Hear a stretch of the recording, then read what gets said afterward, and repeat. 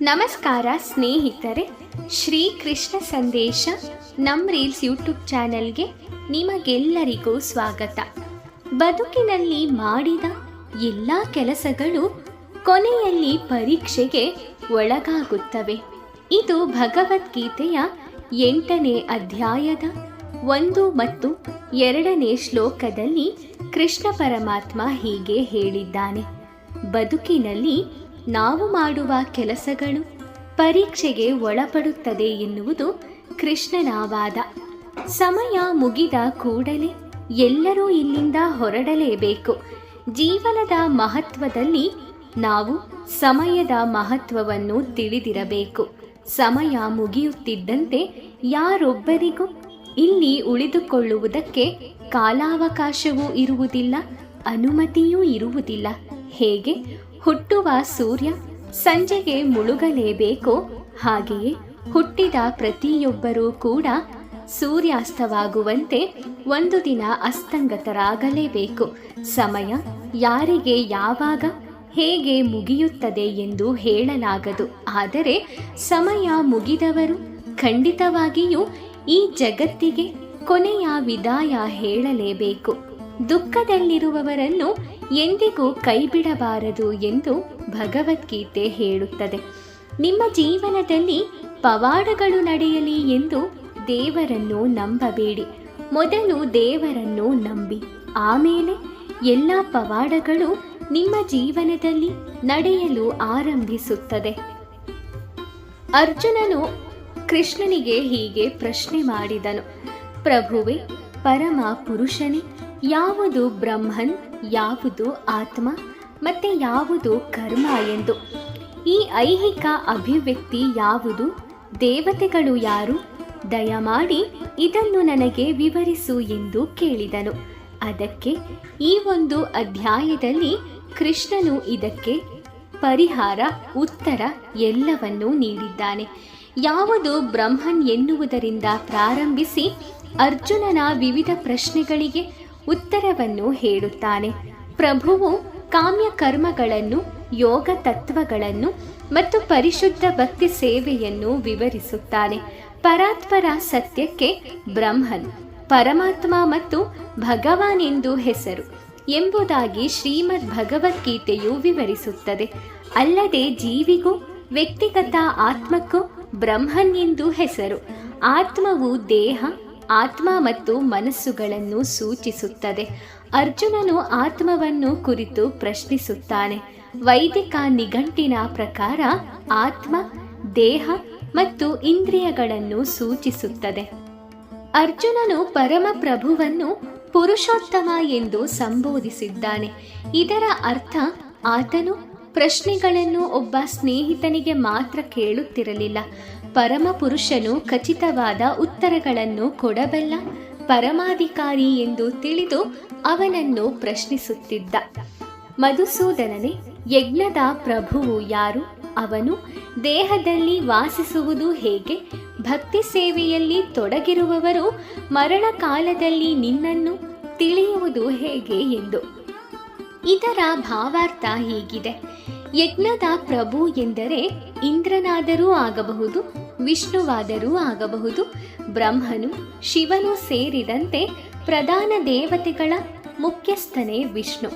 ಇಂದ್ರನು ಆಡಳಿತವನ್ನು ನಡೆಸುವ ದೇವತೆಗಳ ಮುಖ್ಯಸ್ಥ. ಯಜ್ಞ ಮಾಡುವವರು ಇಬ್ಬರನ್ನು ಪೂಜಿಸುತ್ತಾರೆ. ಇಲ್ಲಿ ಅರ್ಜುನನು ವಾಸ್ತವವಾಗಿ ಯಜ್ಞದ ಪ್ರಭುವು ಯಾರು ಮತ್ತು ಜೀವಿಯ ದೇಹದಲ್ಲಿ ಭಗವಂತನು ಹೇಗೆ ವಾಸಿಸುತ್ತಾನೆ ಎಂದು ಕೇಳುತ್ತಾನೆ. ಅರ್ಜುನನು ಭಗವಂತನನ್ನು ಮಧುಸೂದನ ಎಂದು ಸಂಬೋಧಿಸುತ್ತಾನೆ. ಏಕೆಂದರೆ ಒಮ್ಮೆ ಕೃಷ್ಣನು ಮಧು ಎಂಬ ರಾಕ್ಷಸನನ್ನು ಕೊಂದ.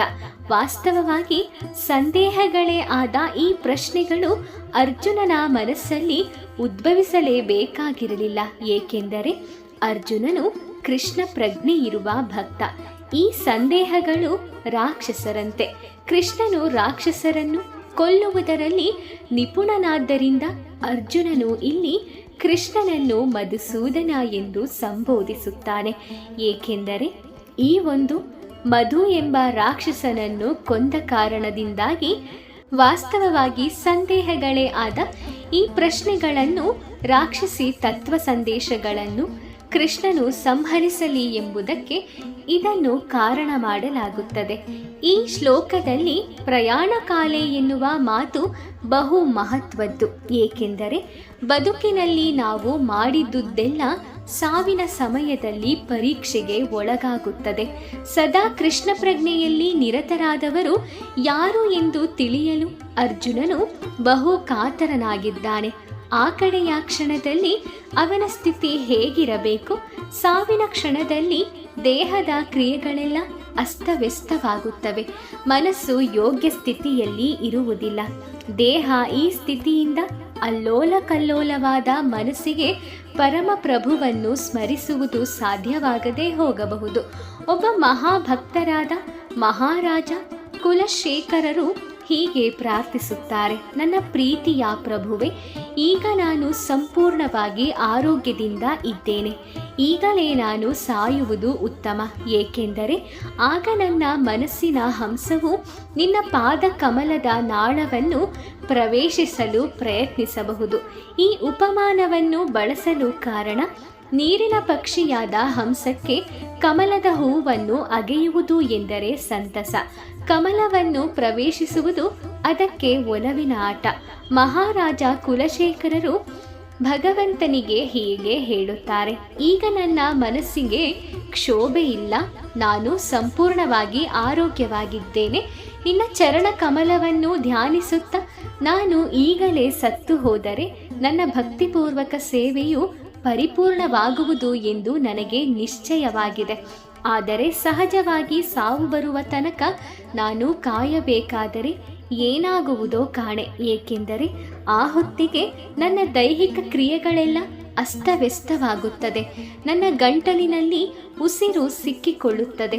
ನಿನ್ನ ಹೆಸರನ್ನು ಉಚ್ಚರಿಸಲು ನನಗೆ ಸಾಧ್ಯವಾಗುತ್ತದೋ ಇಲ್ಲವೋ ಎಂದು ತಿಳಿಯದು. ಹಾಗಾಗಿ ಕೂಡಲೇ ನಾನು ಈಗಲೇ ಸತ್ತು ಹೋಗುವುದು ಉತ್ತಮವಾಗಿದೆ. ಇಂತಹ ಸಮಯದಲ್ಲಿ ಮನುಷ್ಯನು ತನ್ನ ಮನಸ್ಸನ್ನು ಕೃಷ್ಣನ ಚರಣ ಕಮಲಗಳಲ್ಲಿ ನಿಲ್ಲಿಸುವುದು ಹೇಗೆ ಎಂದು ಅರ್ಜುನನು ಪ್ರಶ್ನೆ ಮಾಡುತ್ತಾನೆ. ಇದಕ್ಕೆ ಉತ್ತರ ಮುಂದಿನ ಅಧ್ಯಾಯದಲ್ಲಿ ಮುಂದಿನ ಶ್ಲೋಕದಲ್ಲಿ ಹೇಳಲಾಗುತ್ತದೆ. ಅದನ್ನು ನಾನು ಮುಂದಿನ ವಿಡಿಯೋದಲ್ಲಿ ನಿಮಗೆ ತಿಳಿಸ್ತೀನಿ.